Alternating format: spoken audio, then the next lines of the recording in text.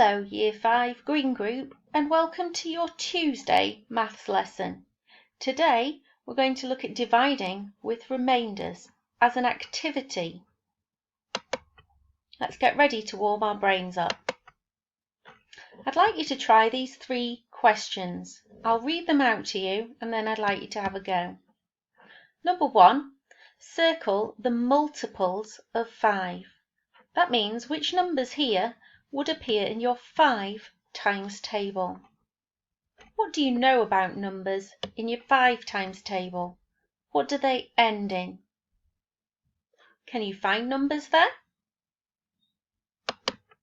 Yeah, 35, 40, 95 and 70.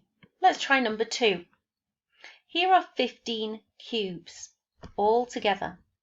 How many groups of 3 are there? Group them into 3s. How many groups do you have? That's correct. There are 5 groups. Let's try number 3. Here is an array. How many groups of 4 are there? Have a look at it. Put them into groups of 4. How many groups do you have? That's correct. There are 3 groups altogether. We're going to use these skills and knowledge in learning today. Let's learn. Alex has 11 flowers, and you can see those 11 flowers drawn up here. You could draw them too. If she plants 2 flowers into each pot, how many pots can she fill? You might like to draw the pot and plant 2 flowers into each. There's a pot. Plant 2 flowers in. I can draw another pot and plant 2 more flowers. Another pot, and another pot, and another pot. But can I do another one? No, I can't fill another pot with 2 flowers. So therefore, I've filled 1, 2, 3, 4, 5 pots, and I have 1 flower still remaining. If we look at how we can record that, there are 5 pots of 2, and there is 1 flower remaining. If we record that as a calculation, 11 divided by 2 is 5 full pots, with a remaining one, or what we call a remainder, of 1 flower left. What if those same 11 flowers, Alex grouped them now in pots of 3, so 3 flowers in each pot? Have a think and have a try. Draw pots and put 3 in each. Let's have a look at your answers. 1 pot and take 3 in. 1 pot, put in another 3. 1 pot, add in another 3. How many flowers are left? I can see 2, so I can't fill another pot. I have 3 full pots with 2 flowers remaining. There are 3 pots of 3 flowers and 2 flowers remaining. As a calculation, 11, which is how many flowers we started with, divided into groups of 3, is 3 full pots with a remainder of 2 remaining flowers. If Alex takes those same 11 flowers, she's going to now try to put them into pots of 4. So each pot has 4 flowers. Have a think, try. Pause the video. Let's look at your answers. 1 pot can take 4 flowers. Another pot can take another 4 flowers. How many flowers are left? I can see 1, 2, 3 flowers, not 4.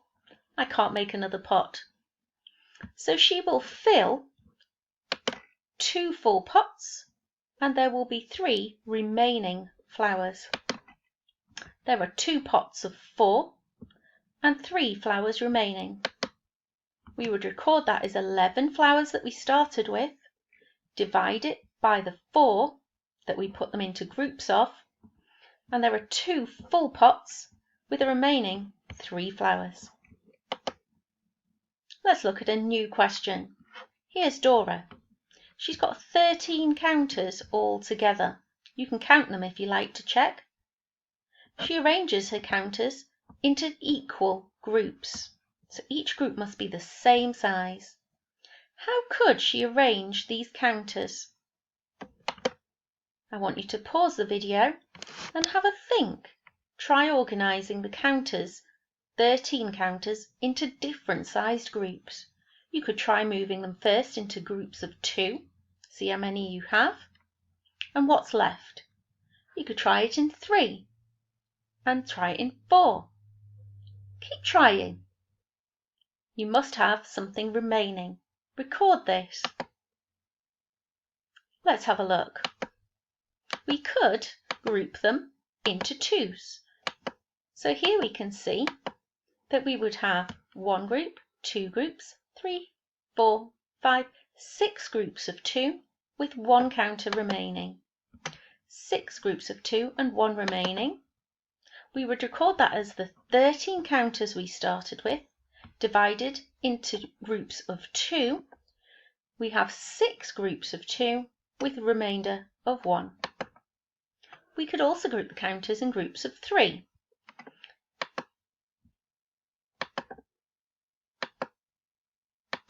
So you can see we have 1 group, 2 groups, 3 groups, 4 groups with 1 remaining that can't go in a group. So we have 4 groups of those 3, and at the end we're left with 1 remaining. To record this, remember we start with how many counters there were altogether. So there were 13 counters, divided into groups of 3, meant we had 4 groups with a remainder of 1 that would not fit in a group. We could try grouping these 13 counters into groups of 4. 1 group, 2 groups, 3 groups with a remainder of 1. So there are 3 groups of those 4s and a remainder of 1, which does not fit into a group. We would record that as the 13 counters we started with, divided into groups of 4, is equal to 3 groups with a remainder of 1. We could try it with 5s. Did you try 5? 1 group of 5, 2 groups of 5. Is it a remainder of 1? No, 2 groups of 5 make 10, so the remainder would be 3 that don't fit into a group of 5. That's 2 groups of 5 with 3 remaining this time. We would record that as 13 divided by 5, which is 2 remainder 3. We could try it in 6s. We can make 2 groups of 6, which makes 12, with 1 remaining. 2 groups of 6 with 1 remaining. 13 divided by 6 is 2 remainder 1. Let's have a look here. This girl says she can make groups of 5 out of 19. She can make 3 groups of 5 with 4 left over. 19 divided by 5 is equal to 3 remainder 4. She's correct. Tiny Turtles used her method, but he's got 20 counters. He says 20 divided by 5 is equal to 3 remainder 5. Do you agree with Tiny Turtle? No, he's got 5 leftover counters, but they could be made into another group of 5. So let's see. We can rearrange those into another group of 5 and group them together. So now we have 4 groups of 5. Use counters to complete the following divisions, or even dots on your page. What do you notice? Start with 21 counters, or dots, and group them into 4. How many groups of 4 can you make? Is there anything left over? Repeat for 22, 23, and 24 into groups of 4. When you've finished, play again. 21 into groups of 4 fits in 1, 2, 3, 4, 5 groups of 4 with 1 remaining. So the answer is 5 groups with a remainder of 1. 22 is just 1 more than 21. So we can still make 5 groups, but this time we have 2 remaining. We record that as 5 groups, remainder 2. 23 is just 1 more than 22. So again we have 5 groups. This time we have 3 remaining, 1 more. We record that as 5 groups, remainder 3. And lastly, 24 into groups of 4. You should notice that you can now make a new group of 4. So we have 6 full groups and there is nothing remaining. The children have some counters. These are what they say. She says there are fewer than 30 counters, so the number has to be less than 30. He says if I arrange the counters into groups of 5, there's 1 counter left over. And she says if I arrange the counters into groups of 8, there are 2 counters left over. I wonder if you can work out how many counters they have. Pause the video and see if you can work it out. Let's have a look at how we could work this out using dots or counters. Let's have a look at what he said. If I arrange the counters into groups of 5, there's 1 left over. Let's build groups of 5 with 1 left over. So here's 1 group of 5 with 1 left over, and that makes 6. Add on another group of 5, so I now have 2 groups of 5 and 1 left over, and that makes 11 counters. Add on another 5 with the 1 left over, you've got 16 counters. Add on another 5 and you should see you've got 21. You're starting to notice a pattern. Add on another 5 and we end up with 26.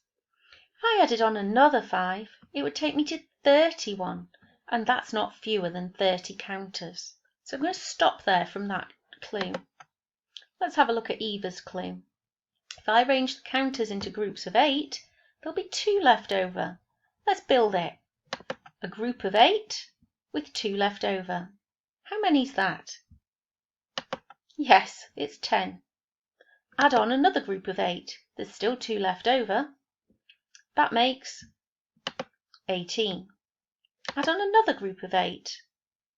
That makes 26. If I add on another group of 8, it goes past 30, and I don't want to do that. Now, having looked at these clues, they should all have the same amount. Can you spot a number in this pattern and in this pattern that is the same? That's correct. 26 is the same. And is 26 fewer than 30? Yes, it is. It's less or fewer than 30. So they have 26 counters. This is how we work it out.